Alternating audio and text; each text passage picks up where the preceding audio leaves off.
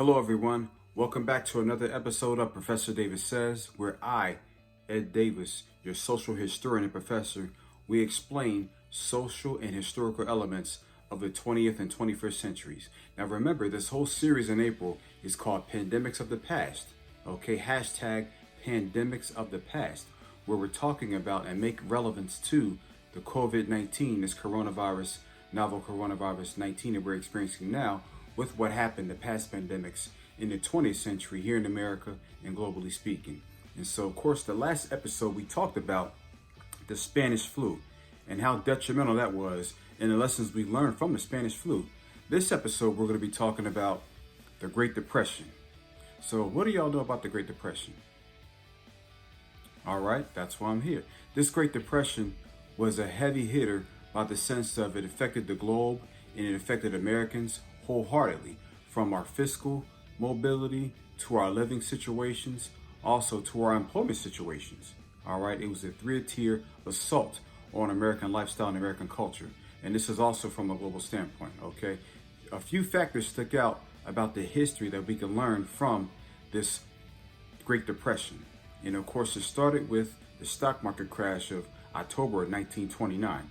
This stock market crash of 1929 was caused by a number of reasons. The first reason, not in any particular order, but the first reason was because of the Roaring Twenties, where there was pretty much an alcohol boom where it was made legal to distribute alcoholic beverages.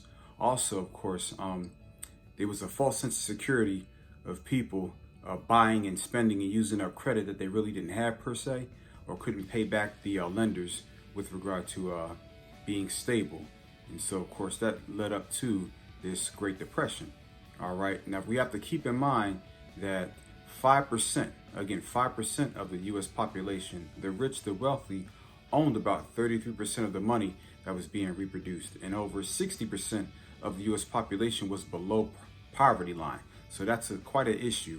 And so, of course, just to give you a summation, if you look at the movie King Kong that was made in 2005, there's a small scene in that movie to where one of the stars of the movie, all right, the lady who was kidnapped, obviously, by King Kong, she was pretty much had a good career going on. And then, of course, her business closed out, her employers closed out, and she almost resorted to stealing and pickpocketing people during the 1930s. This was about 1931 to 1933. So this Great Depression, on a larger scale, a lot of people pretty much lost their mortgages, lost their jobs, lost their ends to meet their financial stability and things of that regard. Okay, so you have to think about that moving forward.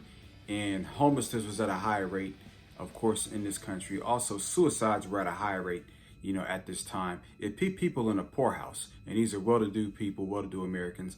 Also, you had the influx of ghettos, if you will. Now we're talking the statistical sense of being a ghetto, or the cultural sense, or the ethnic sense of being a ghetto. We're talking about, European Americans who were doing real well at one point. We're living in Hoovervilles. If you look up the term Hooverville, you will see a series of images that are small, kind of like shotgun shacks, if you will. And of course, they're called Hoovervilles because the president at that time, Herbert Hoover, gave the green light for a lot of,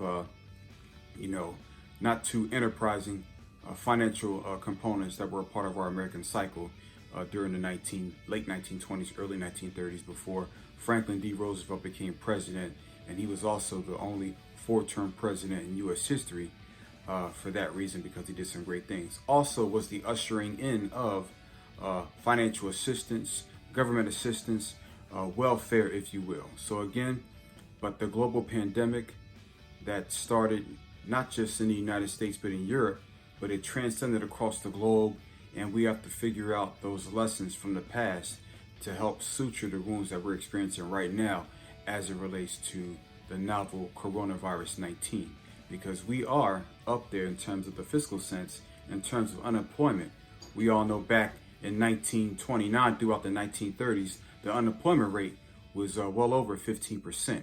And so we're kind of, flirting with that number right about now, okay? So again, make sure that you subscribe, make sure that you hit like, give the thumbs up to this message, make sure that you share it out, okay?